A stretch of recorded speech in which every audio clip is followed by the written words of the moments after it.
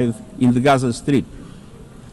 Since then, a famine has been declared and the killing has intensified. The measures stipulated by the ICJ, true leadership meant, Madam President.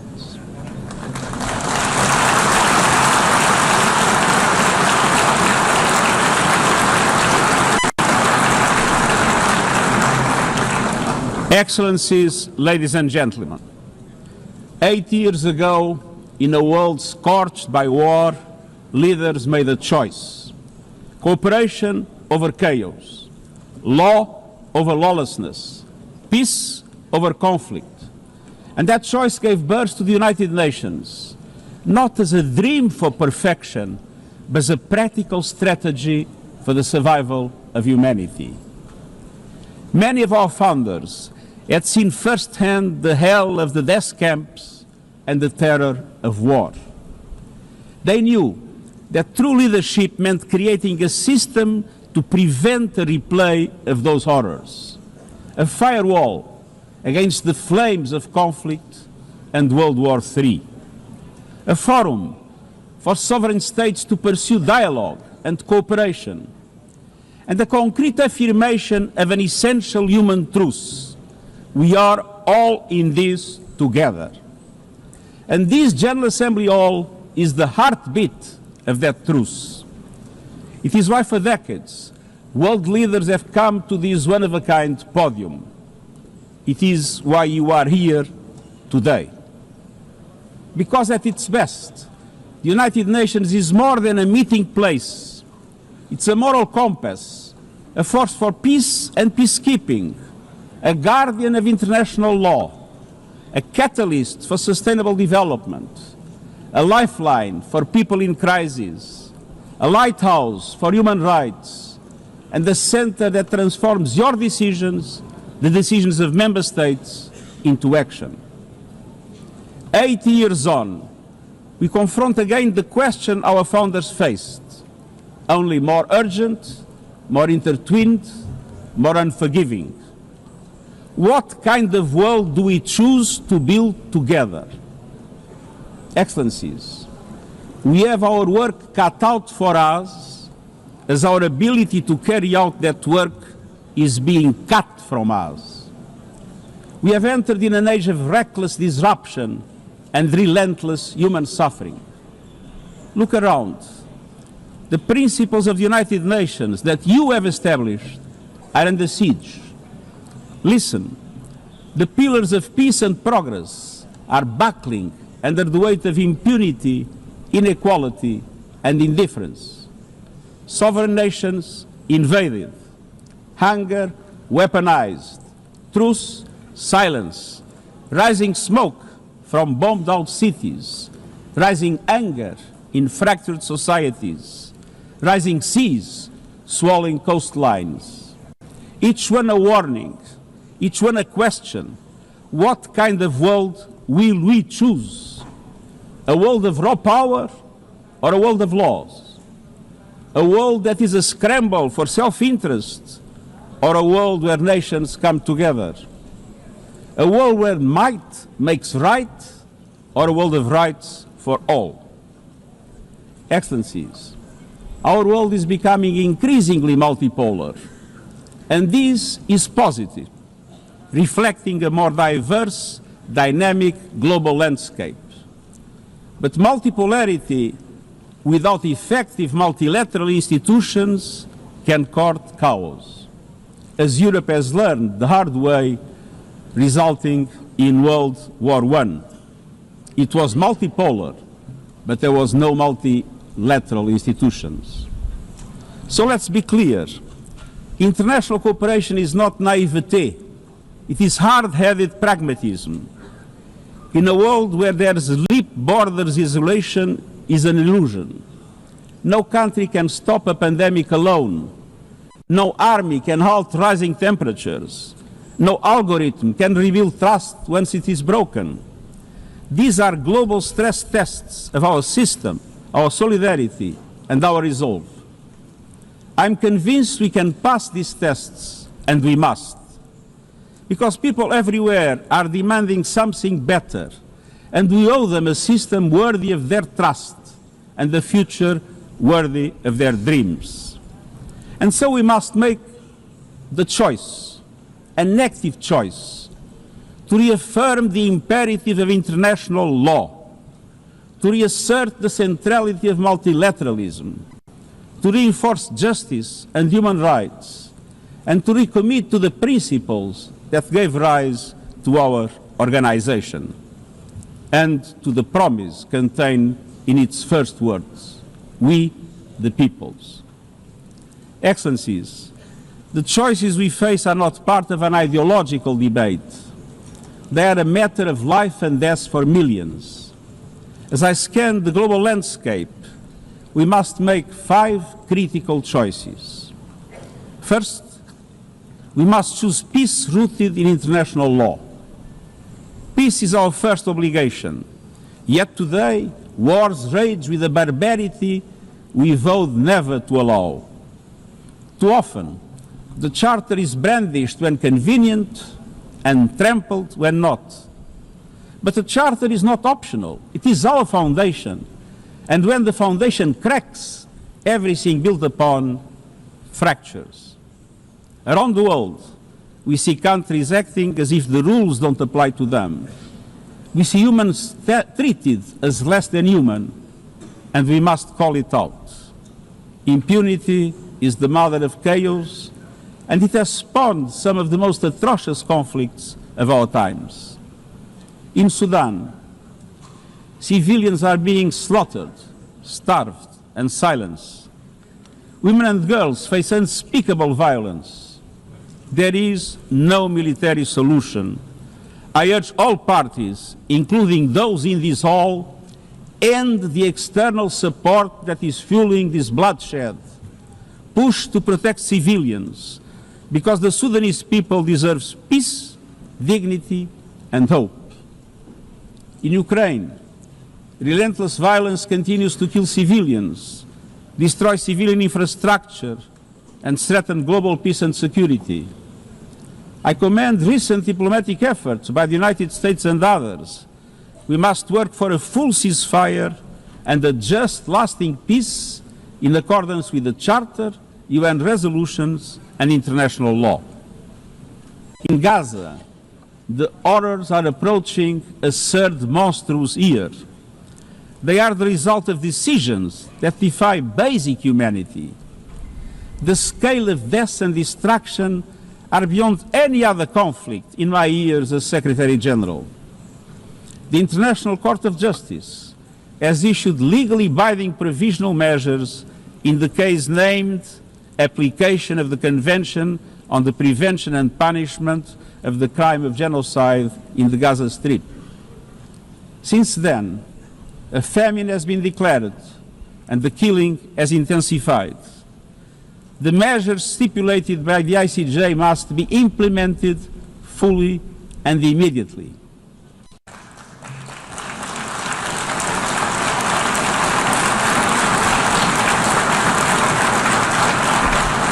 Nothing can justify the horrific Hamas terror attacks of October 7 and taking of hostages, those of which I have repeatedly condemned.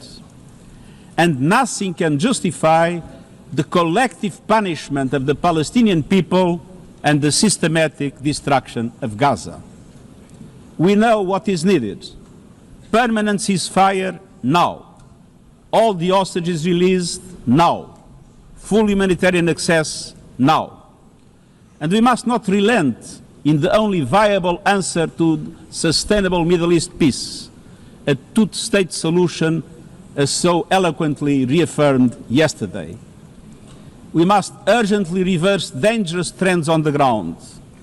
Relentless settler expansion and violence and the looming threat of annexation must stop. Everywhere, from Haiti to Yemen, to Myanmar and the Sahel and beyond, we must choose peace anchored in international law. The past year has brought glimmers of hope, including the ceasefire between Cambodia and Thailand, and the agreement between Azerbaijan and Armenia brokered by the United States. but far too many crises continue unchecked. Impunity prevails, lawlessness is a contagion, it invites mayhem, accelerates terror, and risks a nuclear free-for-all. When accountability shrinks, graveyards grow. When UN staff and facilities are attacked, violating legal obligations, so too is the core of our ability to serve and deliver. The Security Council must live up to its responsibilities. It must be more representative, more transparent, and more effective. Beyond crisis response, we must tackle the injustices that ignite conflict: exclusion, inequality, impunity, and corruption. The surest way to silence the guns is to raise the volume for justice. Real security is born of fairness and opportunity for all. Excellencies, this leads me to my second point. We must choose human dignity and human rights. Human rights are not an ornament of peace, they're its bedrock. Human rights, economic, social, cultural, political, and civil, are universal, indivisible, and interdependent. Choosing rights means more than words. It means choosing justice over silence. It means protecting freedom and civic space, advancing equality for women and girls, confronting racism and discrimination in all its forms, protecting human rights defenders, journalists, and freedom of speech, and require political will. Mais la dignité ne se But résume dignity pas à la is not only protection des droits. about the protection of Elle rights. exige pleinement concrétiser ces droits About grâce rights à un fulfilled développement through inclusif inclusive et and résilient. resilient development. Des droits qui mettent fin à la Rights that pauvreté put an end et à la to faim. poverty and hunger. Des droits qui ouvrent Rights de la that voie de open l'éducation, doors de la to santé education, et des health opportunités. and opportunity. Les objectifs de The développement Sustainable durable Development sont Goals notre feuille de are our route shared commune roadmap pour for concrétiser ces achieving droits. these rights. Mais pour avancer sur But cette in order voie, to make il faut progress du down this carburant. road, we need Ce fuel. carburant, c'est le And financement. that fuel is Et nous savons ce qu'un finance. développement bien mené peut We've seen accomplir. what development done right can Au deliver. cours de la dernière In the past décennie, decade, des millions de personnes millions supplémentaires ont more have accédé à gained access to l'électricité, electricity, à des solutions de cuisson clean propre cooking et à solutions, l'Internet. and to the Le internet. mariage des enfants Child marriage recule, is in retreat. la représentation des femmes Women's avance, representation is mais les growing, coupes dans l'aide au but cuts développement to aid font are des ravages. wreaking havoc. Pour un grand nombre de personnes, They are elles a death représentent une sentence condamnation for many. à mort. Pour tant d'autres, For so un many more, avenir confisqué. a stolen future. C'est là tout le This paradoxe is de the notre great époque. paradox of our time. Nous avons les solutions, We have the mais nous solutions, siphonnons le but we carburant are qui siphoning nous off the permettrait fuel d'avancer. that would make it possible to make Choisir la progress. dignité, c'est choisir To la choose justice dignity, we financière must choose et la financial solidarité. justice and solidarity. Nous devons réformer We need l'architecture to financière reform the international internationale financial afin architecture qu'elle soit au so that it service du drives développement development de for all. toutes et de tous. Avant que des banques multilatérales de With bigger développement and plus grandes et bolder plus multilateral audacieuses, development qui banks prêtent lending more davantage et mobilisent and plus de capitaux mobilizing more privés pour les private pays en capital développement, for developing avec des countries, mécanismes d'allègement de with dette plus faster rapides et and plus fairer justes, debt relief couvrant tous les mechanisms, pays en difficulté, helping every country y in compris crisis, ceux à revenus including intermédiaires. middle-income countries. Une protection des ressources nationales Protecting en natural s'attaquant aux flux resources financiers by tackling illicites, illicit aux financial pratiques fiscales flows abusives and abusive tax qui volent aux practices sociétés that rob leur societies avenir. of their future.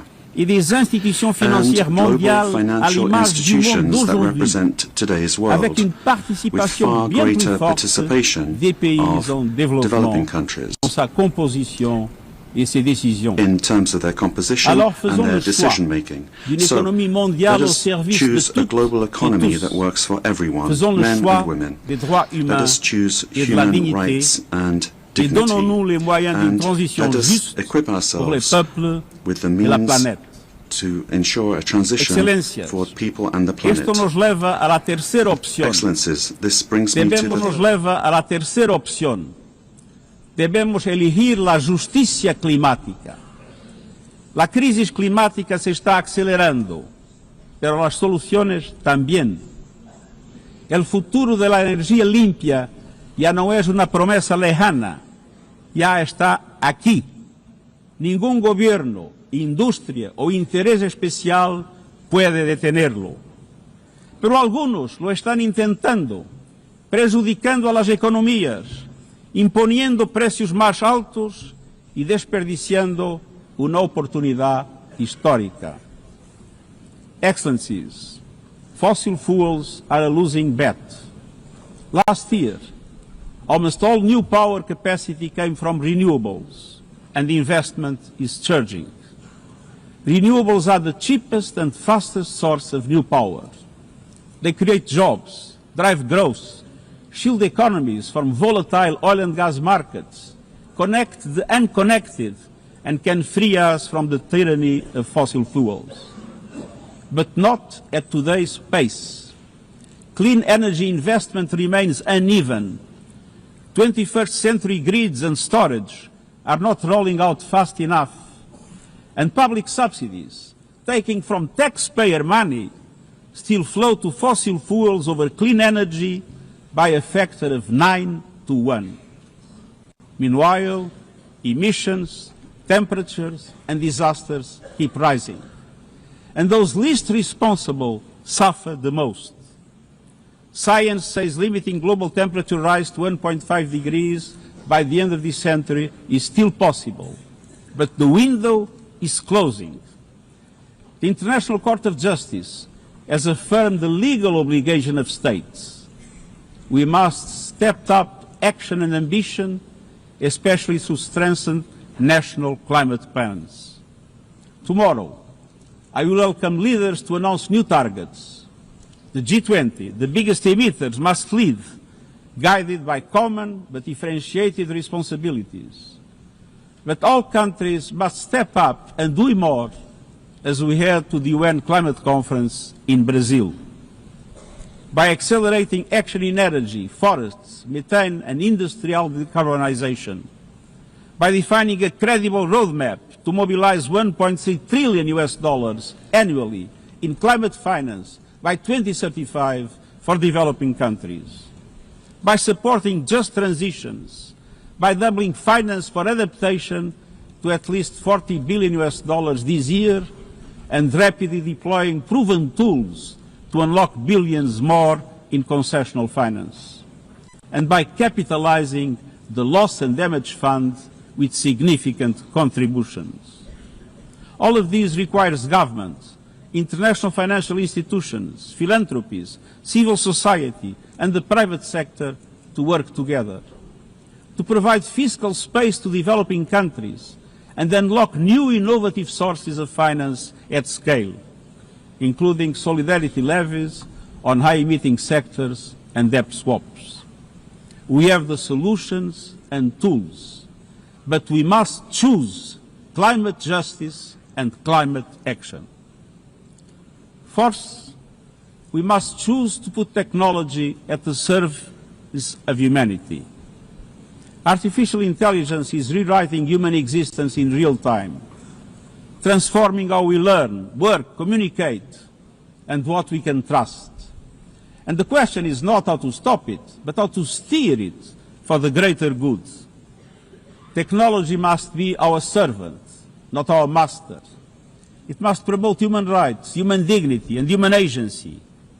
Yet today, AI's advancement in outpacing regulation and responsibility and is concentrated in a few hands. And the risks are expanding to new frontiers, from biotech to autonomous weapons. We are witnessing the rise of tools for mass surveillance, mass social control, mass disruption, and even mass destruction. Tools that can drain energy, strain ecosystems, and intensify the race for critical minerals, potentially stoking instability and conflict. Yet, these technologies remain largely ungoverned. We need universal guardrails and common standards across platforms. No company should be above the law. No machines should decide who lives or dies. No system should be deployed without transparency safety and accountability. Last month, this Assembly took a historic step, establishing an independent international scientific panel on AI and an annual global dialogue on AI governance.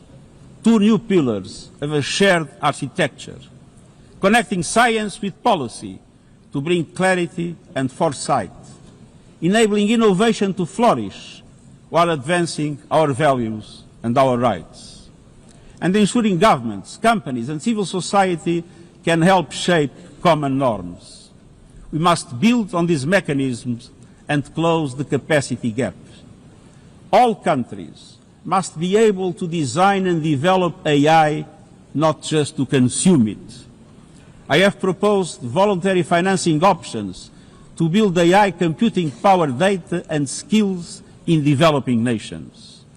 No country should be locked out of the digital future or locked into systems it cannot shape or trust.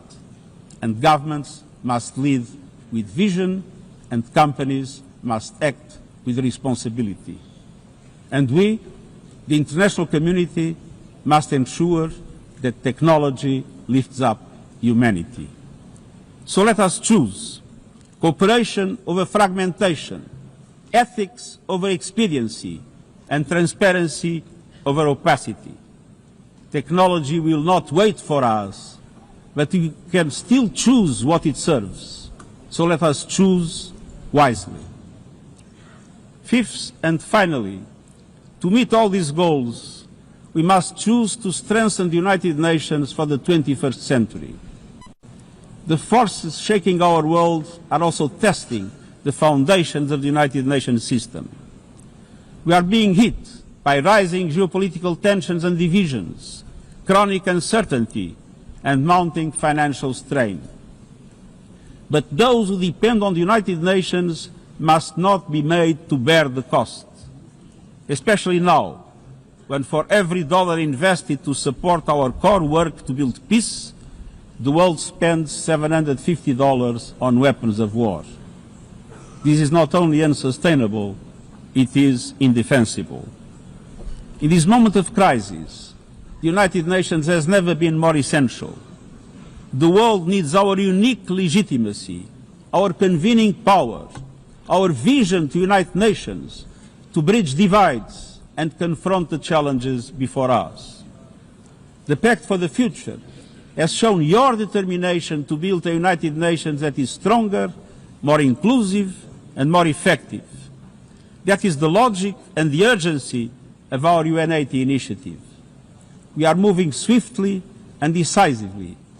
I put forward concrete proposals, a revised budget for 2026 that strengthens accountability, improves delivery and cuts costs, practical reforms to implement mandates more effectively and efficiently with greater impact, and ideas to spark a paradigm shift in the structure of the UN and how its parts work together. Most of these decisions rest with you, the Member States, and we will move forward in full respect of the established procedures. Together, let us choose to invest in a United Nations that adapts, innovates, and is empowered to deliver for people everywhere. Excellencies, my overriding message comes down to this. Now is the time to choose. It's not enough to know what the right choices are. I urge you to make them. I grew up in a world where choices were few. I was raised in the darkness of dictatorship, where fear silenced voices and hope was nearly crushed.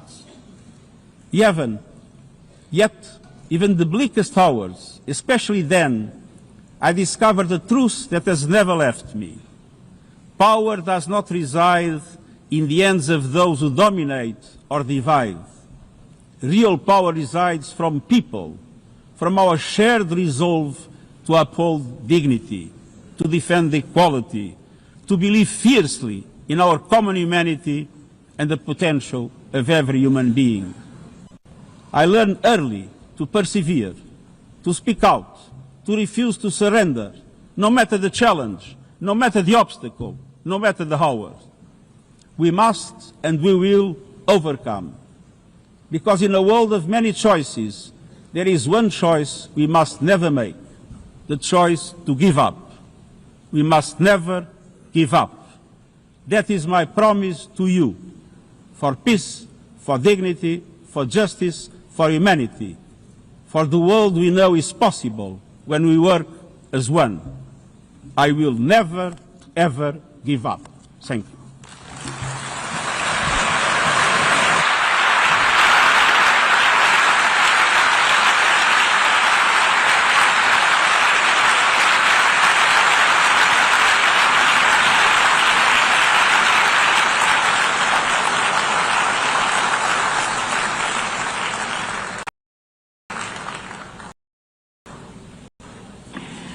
I thank the Secretary General. The Assembly will now turn to agenda item 8, entitled General Debate.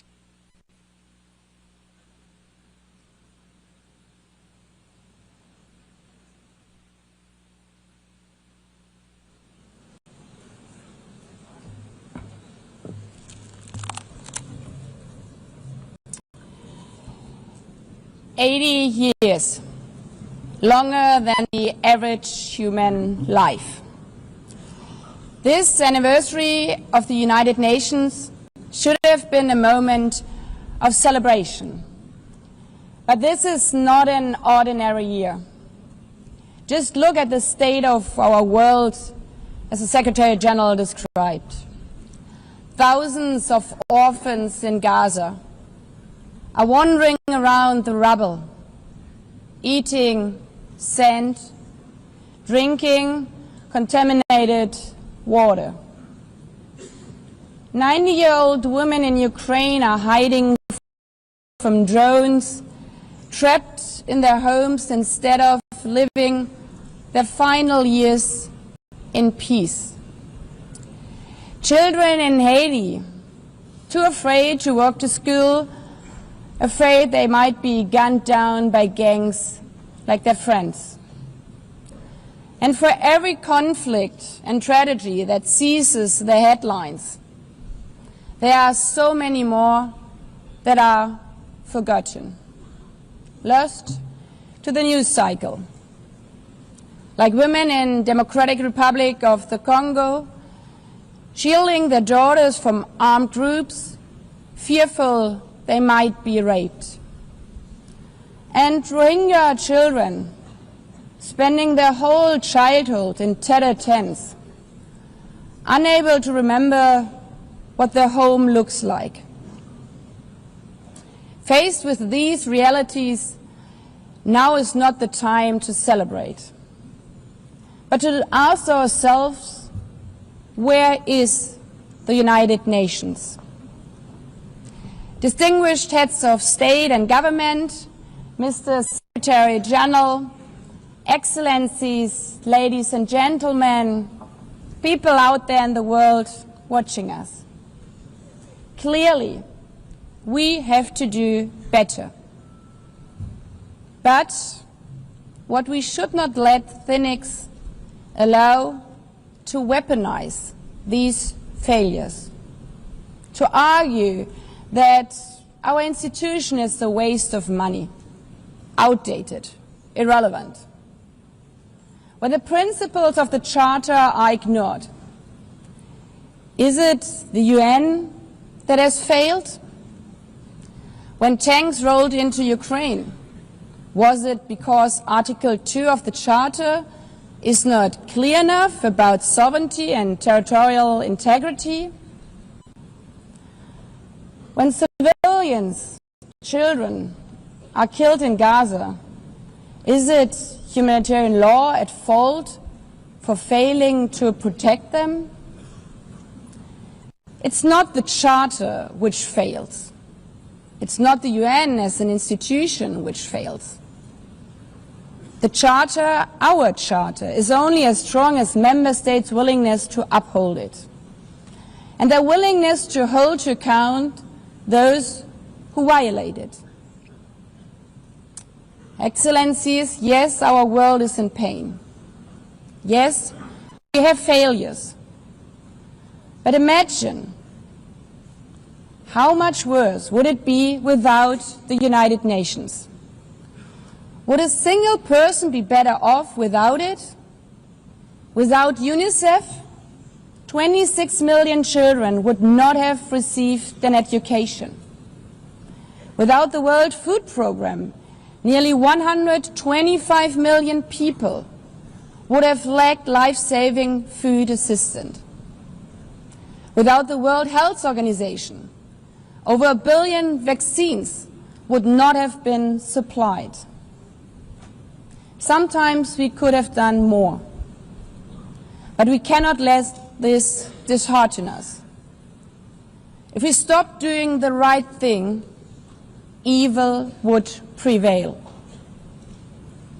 This 80th session is not about big celebrations. It's about finding the resolve not to give up, the resolve to be better together, just as our predecessors did 8 decades ago. This institution was born in a world on fire and desperate for reprieve.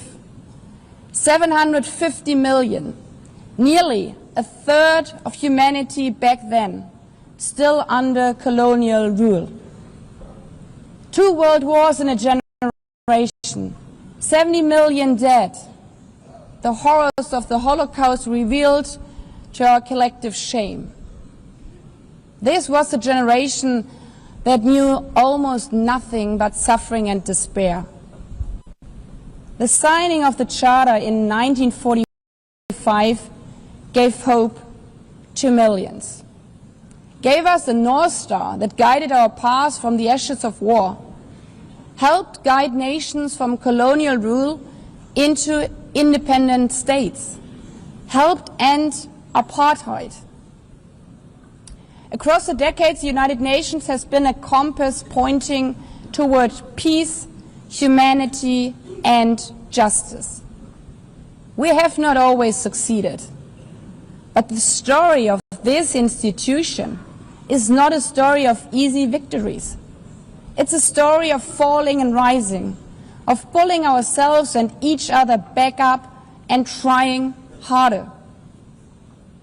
We gather here for the 80th time, not for empty celebration, not out of ritual, not to hear our own voices. We gather to prove that this institution matters, and that through this institution, every nation represented here, no matter how big or small, can summon again the strength and unity first shown in San Francisco 80 years ago. The courage and resolve of world leaders who, even while some called them back then naive, believed they could build a better world from the wreckage of the old. They showed then what true leadership is. It's not about imposing your will or putting others down. True leadership is about lifting others up, not out of altruism, but for our mutual benefit, and even out of our self-interest. Because as our founders and every architect of peace since then has understood, helping others is what makes ultimately our own countries stronger. Could any state have faced the global pandemic alone? The virus did not have any passport. We were only able to solve it at the end with the support of the World Health Organization. The climate crisis does not stop at borders. CO2 emissions anywhere affect people everywhere. Even the wealthiest cities in the world cannot shield themselves from wildfires. And imagine coming here by plane, how safe would you feel to step into the next airplane if there were no International Civil Aviation Organization anymore, which is responsible for setting safety regulations for 5 billion passengers each year? How comfortable would you be with your children using the internet while AI is uncontrolled and unchecked. As the lines between what is real and fake start to blur. In this globalized, digitalized world, we work together or we suffer alone. Excellencies, the theme of this milestone session and the high-level week is therefore Better Together. 80 years and more for peace, development and human rights. Will living up to that be easy? No. But this hall was not built for easy times. It was built to come together to confront the hardest topics. This session is a session where the high-level week is about resolving differences. We showed some of it yesterday already. But even the house of dialogue and diplomacy needs a renovation. That is why the UN80 initiative and the wider reform process are not luxuries, but necessities. We are literally now at a crossroads, a make it or break it moment, politically, financially. Therefore, we have to deliver a United Nations that is agile, cost-effective, and fit for purpose. Member States have to give the Secretary General and this process their full support, because reform cannot stop in New York. It must carry through to every capital. That includes delivering the Pact for the Future and accelerating progress on the Sustainable Development Goals. Again, this is not about charity. It's about addressing the core purposes of this institution, about strengthening our foundations across all three pillars: peace and security, human rights, and sustainable development. They are inseparable. Leaving hundreds of millions trapped in extreme poverty, vulnerable to crisis, and denied their human rights is not only a moral failure, it's a recipe for global unrest, terrorism, and a tragic waste of humanity's greatest resource, its people. Put it simply, without the SDGs, there cannot be lasting peace. Excellencies, our future as an institution will also be shaped by the selection of the next Secretary General. And here we must pause and reflect. In nearly 80 years, this organization has never chosen a woman for that role. One might wonder how out of 4 billion potential candidates, there could not be found a single one. Of course,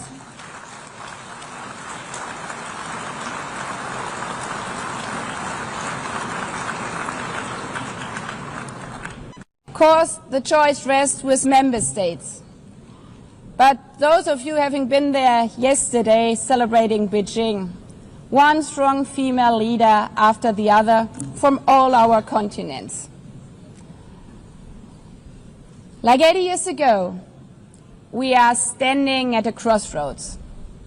And it's up to us, to every single member state, to live up to the same leadership as your predecessors did, to act when action is needed, to uphold the principles of our Charter, to be better together, to show the people around the world that this United Nation is there, today, tomorrow, and for the next 8 decades. Because, after all, it's the life insurance for every country. Thank you.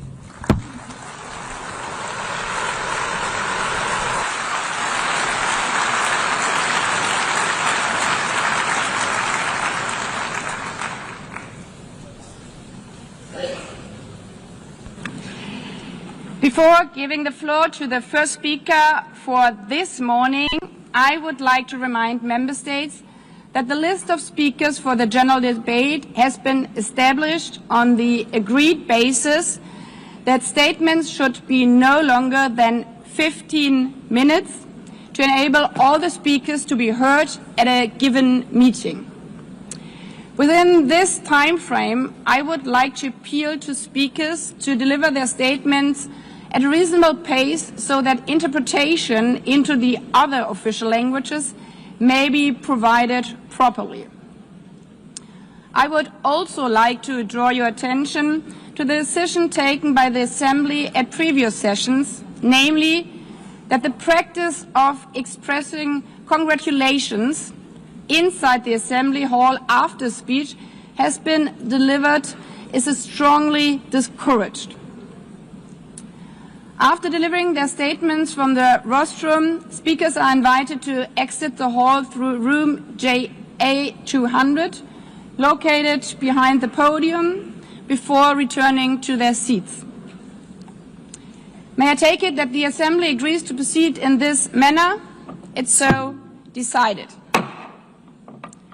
Finally, I should like to draw the attention of Member States that during the general debate, official photographers are in the room and will take official photographs of all speakers by the Department of Global Communications.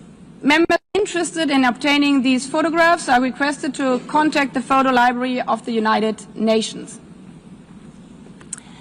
By this, the Assembly will hear an address by His Excellency Luiz Inácio Lula da Silva, President of the Federative Republic of Brazil. I request the protocol to escort His Excellency and invite him to address the Assembly.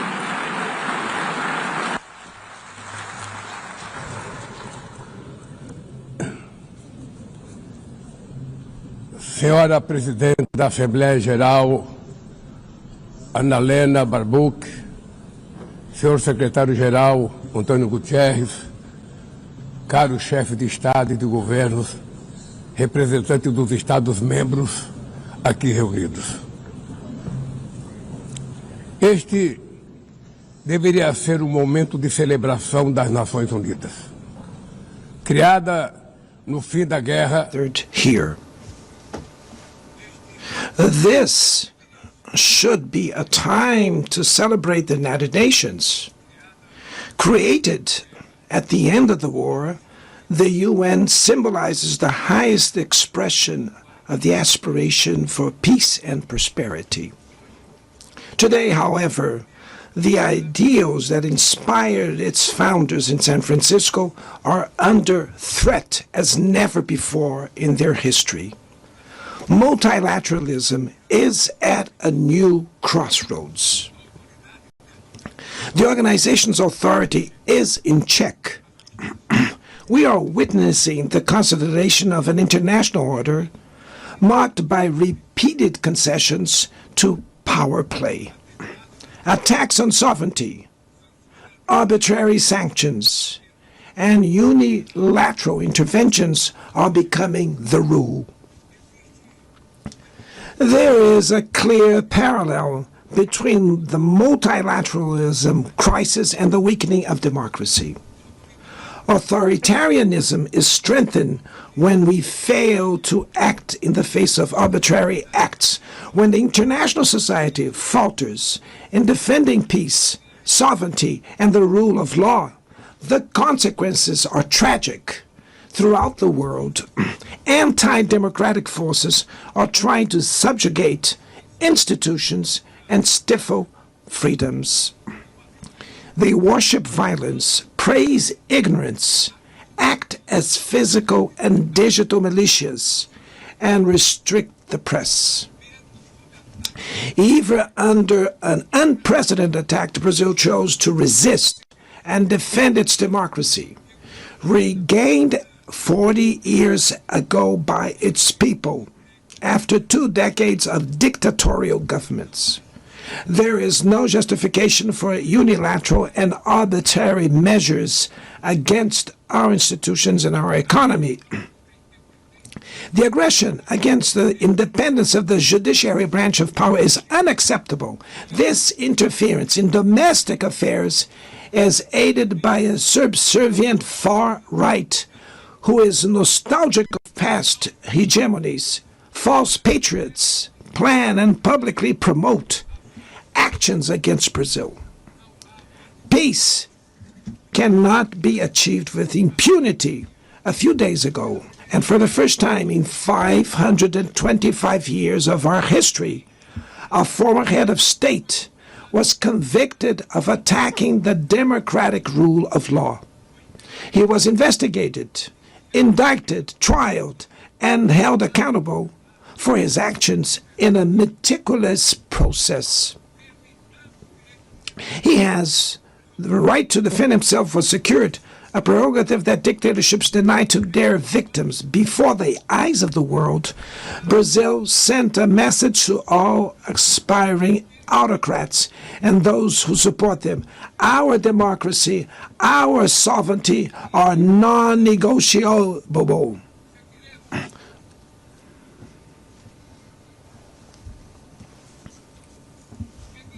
We will continue as an independent nation and as a people free from any type of guardianship. Sound democracies go beyond the electoral ritual. Its strength presupposes the reduction of inequalities, the guarantee of the most basic rights: food, safety, work, housing, education, and health.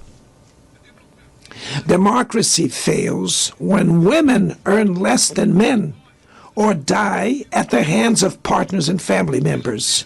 It loses when it closes its doors and blames migrants for the world's ills. Poverty is as much an enemy of democracy as extremism.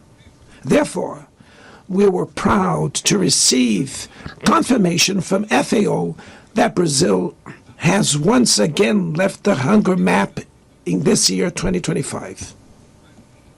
But in the world, there are still 670 million hungry people, and about 2.3 billion face food insecurity. The only war of which everyone can emerge victorious is the one we wage against hunger and poverty. This is the goal of the global alliance we launched at the G20 and which has the support of 103 countries. The international community needs to revise its priorities, reduce arms spending, and increase development aid.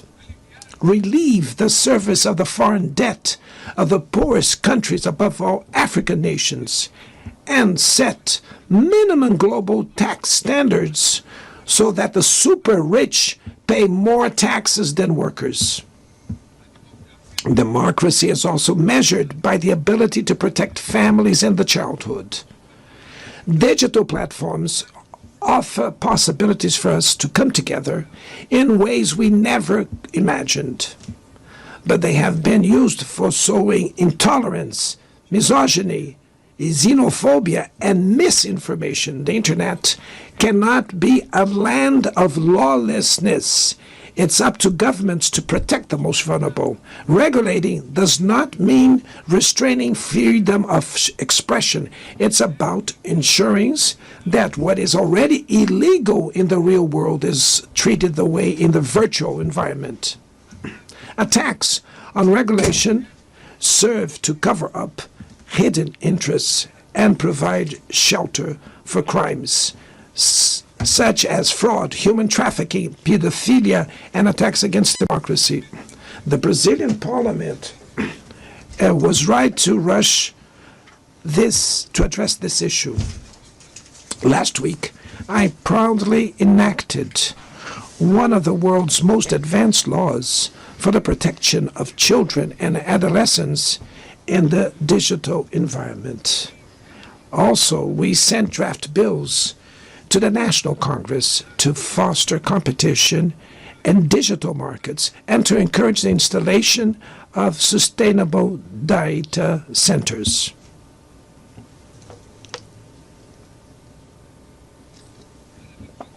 To mitigate the risks of artificial intelligence, we are committed to building multilateral governance in line with the Global Digital Compact that was approved in this plenary last year.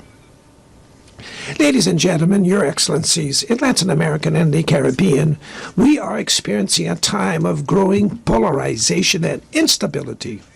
Maintaining the region as a zone of peace is and was our priority. We are a continent free of weapons of mass destruction, without ethnic or religious conflicts. The comparison between crime and terrorism is worrying.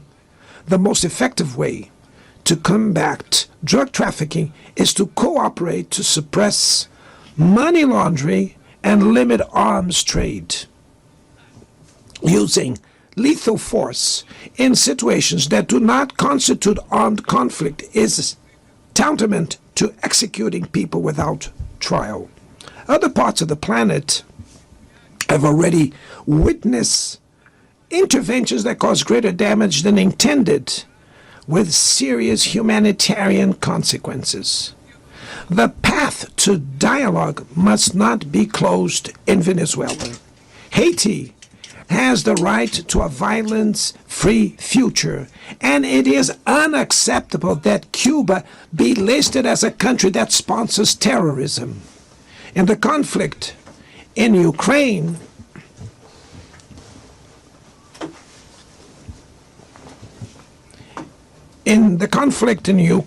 we all already know that there will be no military solution. The recent meeting in Alaska raised hopes for a negotiated way out. It's necessary to pave the way for a realistic solution. This implies taking into account the legitimate security concerns of all parties. The African Initiative and the Friends for Peace group created by China and Brazil can help promote dialogue and a diplomatic solution. No situation is more emblematic of the disproportionate and illegal use of force than the one occurring in Palestine.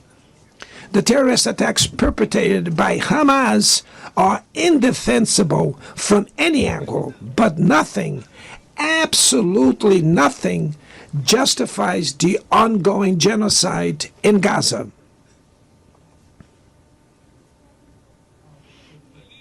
There, under tons of rubble, are buried tens of thousands of innocent women and children. There, we can see that international humanitarian law and the myth of ethical exceptionalism of the West are also being buried there. This massacre would not have happened without the complicity of those who could have prevented it. In Gaza, hunger is used as a weapon of war, and the forced displacement of populations goes on unpunished.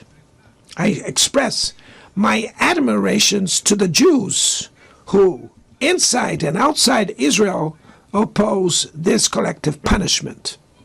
The Palestinian people are at risk of disappearing. They will only survive with an independent state integrated to the international community. This is the solution defended by more than 150 UN members, reaffirmed yesterday here in this very plenary, but barred by a single veto. It is regrettable that President Mahmoud Abbas was prevented by the host country of occupying the Palestinian bench at this historical moment.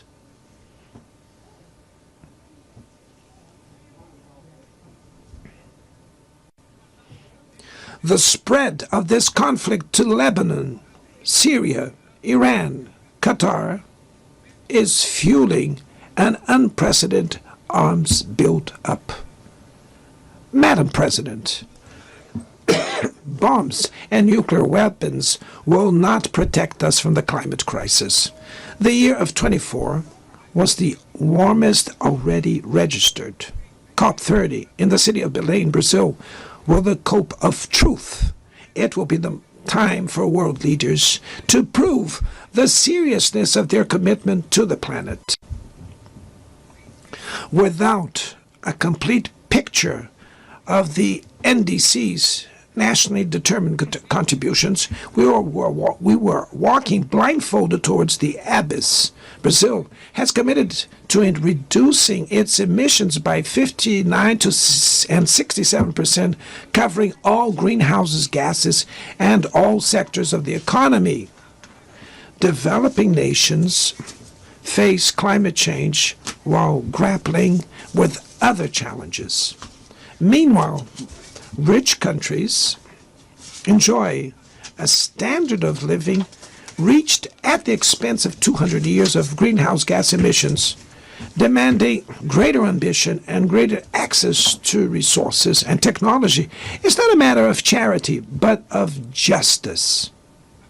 The race for critical minerals essential for energy transition cannot reproduce the predatory and asymmetrical logic that has characterized recent centuries. In Belém City, the world will learn about the reality of the Amazon. Brazil has already reduced deforestation by half in the region in the last 2 years. Eradicating it requires ensuring decent living conditions for its millions of inhabitants. Promoting sustainable development is the objective of the Tropical Forest Forever facility, which Brazil intends to launch to compensate countries that keep their forests standing. But the time has come to move from the negotiation phase to the implementation stage. The world owes a lot to the regime created by the Climate Convention. Climate change needs to be brought to the heart of the UN so that it gets the attention it deserves. A council linked to the General Assembly with the power and legitimacy to monitor commitments provide coherence to climate action. This is a fundamental step towards a broader reform of the organization, which would also include an expanded Security Council in the 2 member categories. Few areas have worsened as much as the multilateral trading system.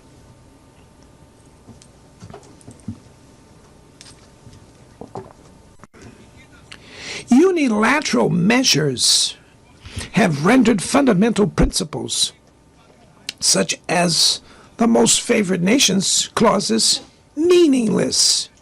They have disrupted value chains and threw the global economy into a pernicious spiral of high prices and stagnation. It is urgent to refound the WTO based on modern and flexible foundations.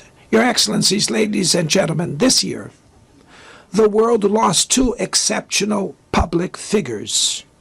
Former Uruguayan President Pepe Mujica and our dear Pope Francis. Both embodied the best humanist values like no other. Their lives were intertwined with the 8 decades of the UN's existence. If they were still among us, they would use this platform to remember that authoritarianism, environmental degradation, and inequality are not relentless, that the only ones defeated are those who stand idly by, resignate, and that we can defeat the false prophets and oligarchs who exploit fear and monetize hate, and that tomorrow is made of daily choices, and it takes courage to act to transform it. In the future that Brazil envisions, there is no room for the reenactment of ideological rivalries or spheres of influence. Confrontation is not inevitable. We need leaders with clear visions who understand that the international order is not a zero-sum game. The 21st century will be increasingly multipolar. For it to remain peaceful, it cannot fall to multilateral. Brazil is giving increasing importance to the European Union, the African Union, ASEAN, CELAC, BRICS, and the G20. The voice of the Global South must be heard.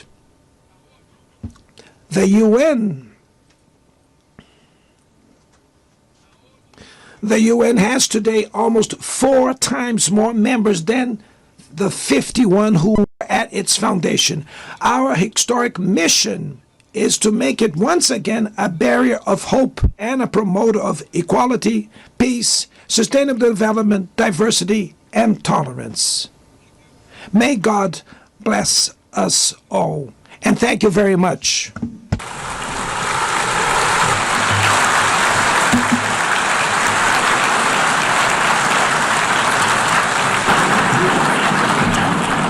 On behalf of the Assembly, I wish to thank the President of the Federative Republic of Brazil,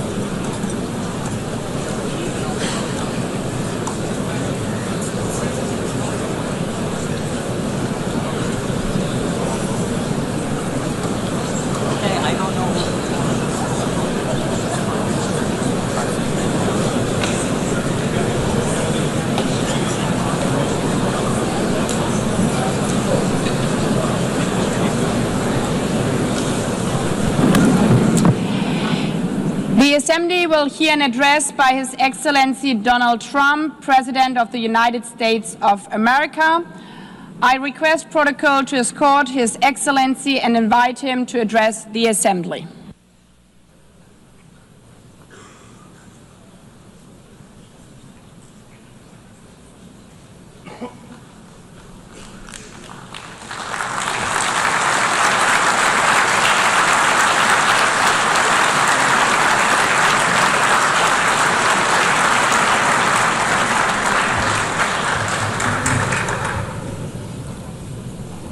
Thank you very much. Very much appreciated.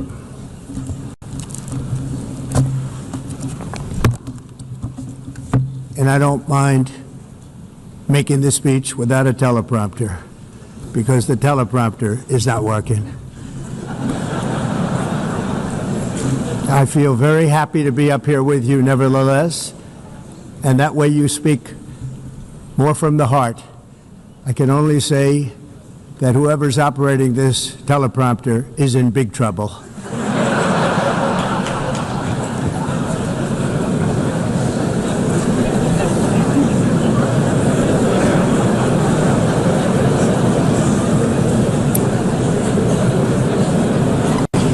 Hello, Madam First Lady.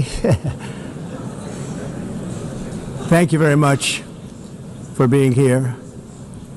And Madam President, Mr. Secretary General, First Lady of the United States, distinguished delegates, ambassadors, and world leaders. 6 years have passed since I last stood in this grand hall and addressed a world that was prosperous and at peace in my first term. Since that day, the guns of war have shattered the peace I forged on 2 continents. An era of calm and stability gave way to one of the great crises of our time. And here in the United States, 4 years of weakness, lawlessness, and radicalism under the last administration delivered our nation into a repeated set of disasters. 1 year ago, our country was in deep trouble, but today, just 8 months into my administration, we are the hottest country anywhere in the world, and there is no other country even close.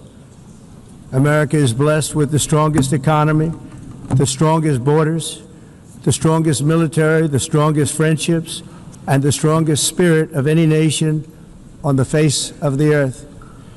This is indeed the golden age of America. We are rapidly reversing the economic calamity we inherited from the previous administration, including ruinous price increases and record-setting inflation like we've never had before. Under my leadership, energy costs are down, gasoline prices are down, grocery prices are down, mortgage rates are down, and inflation has been defeated. The only thing that's up is the stock market, which just hit a record high. In fact, it hit a record high 48 times in the last short period of time. Growth is surging, manufacturing is booming. The stock market, as I said, is doing better than it's ever done. And all of you in this room benefit by that, almost everybody. And importantly, workers' wages are rising at the fastest pace in more than 60 years. And that's what it's all about, isn't it? In 4 years of President Biden, we had less than $1 trillion of new investment into the United States.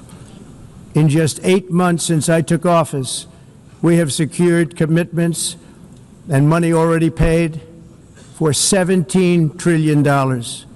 Think of it, 4 years, less than $1 trillion, 8 months, much more than $17 trillion is being invested in the United States, and it's now pouring in from all parts of the world.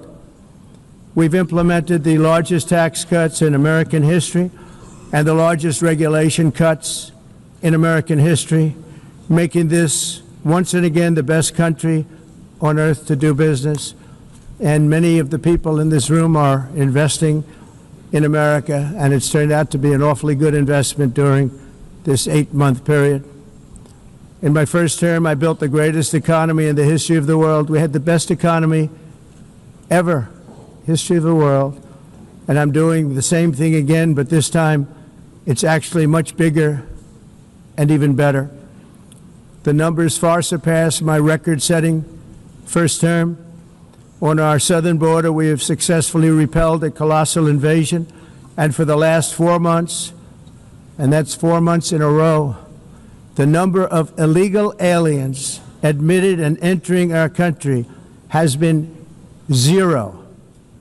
Hard to believe, because if you look back just a year ago, it was millions and millions of people pouring in from all over the world, from prisons, from mental institutions, drug dealers.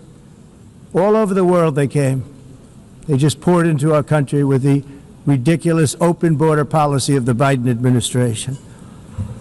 Our message is very simple. If you come illegally into the United States, you're going to jail, or you're going back to where you came from, or perhaps even further than that. You know what that means.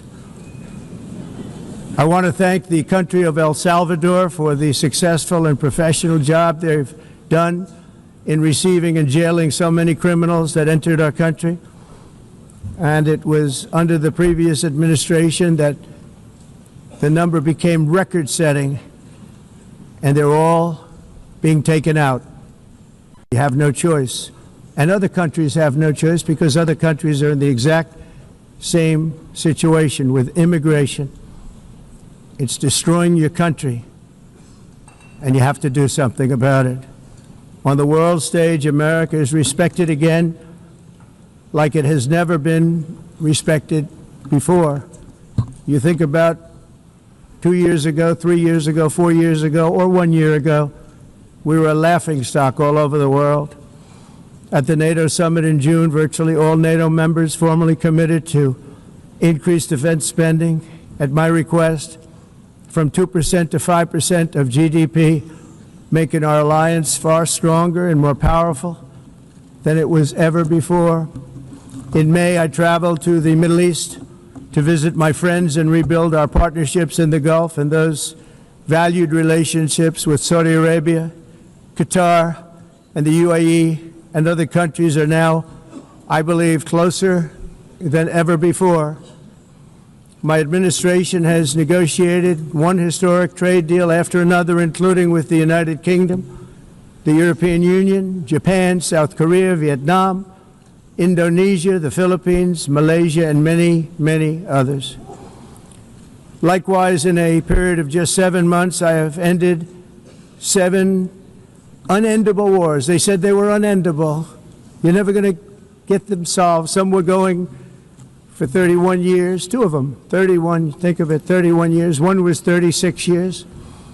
One was 28 years. I ended 7 wars. And in all cases, they were raging with countless thousands of people being killed.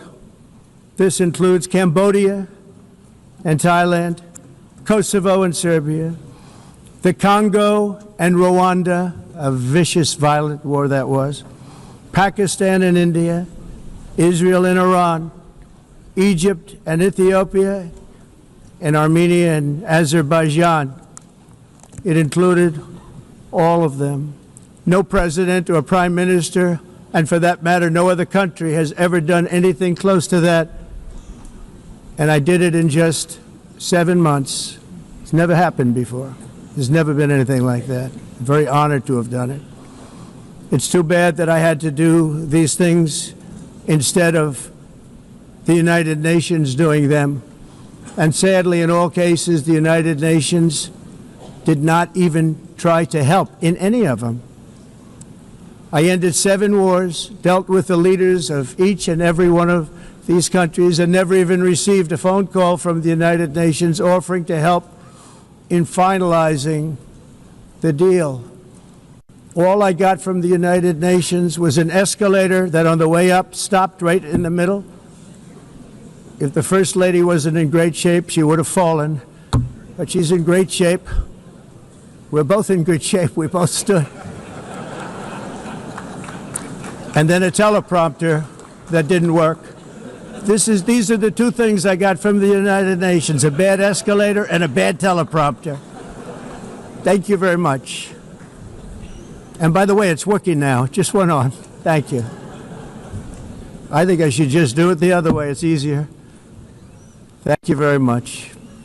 I didn't think of it at the time because I was too busy working to save millions of lives. That is the saving and stopping of these wars. But later I realized that the United Nations wasn't there for us. They weren't there. I thought of it really after the fact, not during these negotiations, which were not easy. That being the case, what is the purpose of the United Nations? The UN has such tremendous potential. I've always said it. It has such tremendous, tremendous potential, but it's not even coming close to living up to that potential. For the most part, at least for now, all they seem to do is write a really strongly worded letter and then never follow that letter up. It's empty words, and empty words don't solve war. The only thing that solves war and wars is action. Now, after ending all of these wars and also earlier negotiating the Abraham Accords, which is a very big thing for which our country received no credit, never receives credit. Everyone says that I should get the Nobel Peace Prize for each one of these achievements. But for me, the real prize will be the sons and daughters who live to grow up with their mothers and fathers, because millions of people are no longer being killed in endless and unglorious wars.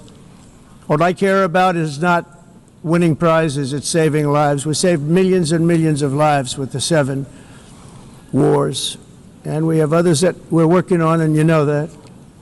Many years ago, a very successful real estate developer in New York, known as Donald J. Trump, I bid on the renovation and rebuilding of this very United Nations complex. I remember it so well. I said at the time that I would do it for $500 million, rebuilding everything. It would be beautiful. I used to talk about, I'm going to give you marble floors. They're going to give you terrazzo. I'm going to give you the best of everything. You're going to have mahogany walls. They're going to give you plastic. But they decided to go in another direction, which was much more expensive at the time, and which actually produced a far inferior product. And I realized that they did not know what they were doing when it came to construction, and that their building concepts were so wrong, and the product that they were proposing to build was so bad and so costly. It was going to cost them a fortune. And I said, and wait till you see the overruns. Well, I turned out to be right. They had massive cost overruns and spent between $2 and $4 billion on the building and did not even get the marble floors that I promised them. You walk on terrazzo. Do you notice that? As far as I'm concerned, frankly, looking at the building and getting stuck on the escalator, they still haven't finished the job. They still haven't finished. That was years ago.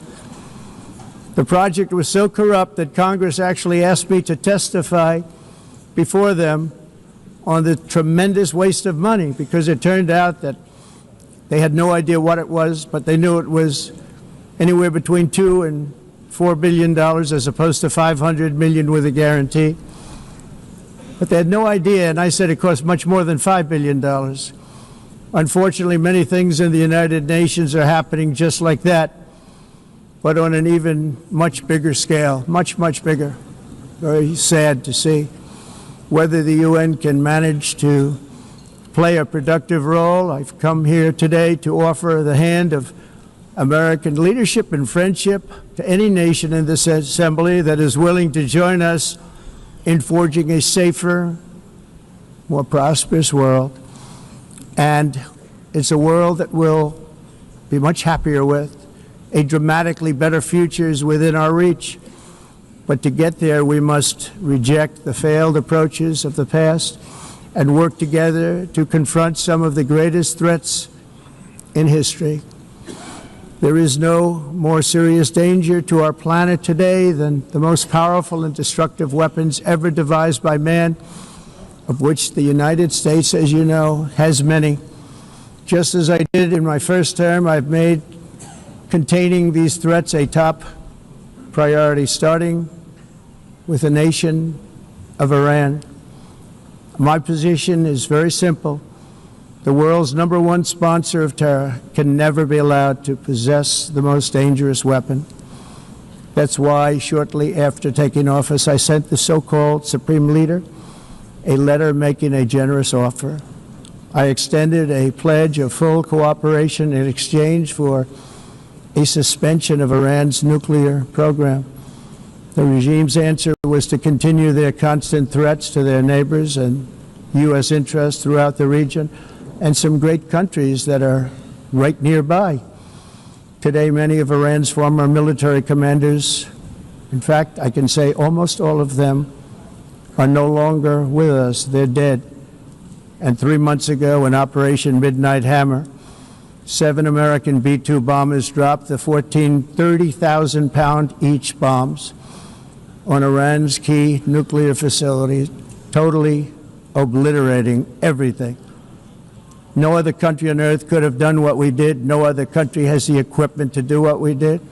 We have the greatest weapons on earth. We hate to use them.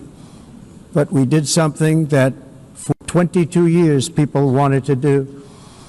With Iran's nuclear enrichment capacity demolished, I immediately brokered an end to the 12-day war, as it's called, between Israel and Iran, with both sides agreeing to fight no longer. As everyone knows, I have also been deeply engaged in seeking a ceasefire in Gaza. Have to get that done. Have to get it done. Unfortunately, Hamas has repeatedly rejected reasonable offers to make peace. We can't forget October 7th, can we? Now, as if to encourage continued conflict, some of this body is seeking to unilaterally recognize a Palestinian state. The rewards would be too great for Hamas terrorists for their atrocities. This would be a reward for these horrible atrocities, including October 7th, even while they refuse to release the hostages or accept a ceasefire. Instead of giving to Hamas and giving so much, because they've taken so much, they have taken so much. This could have been solved so long ago. But instead of giving in to Hamas's ransom demands, those who want peace should be united with one message: release the hostages now. Just release the hostages now. Thank you.